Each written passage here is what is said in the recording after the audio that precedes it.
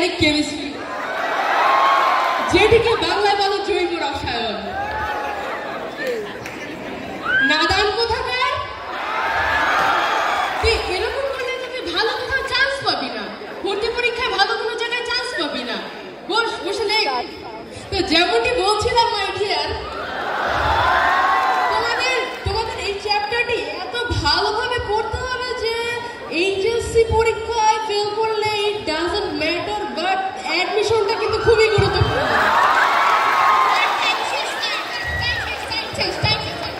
শেষ লেখালুয়া, হ্যাঁ লেখালুয়া।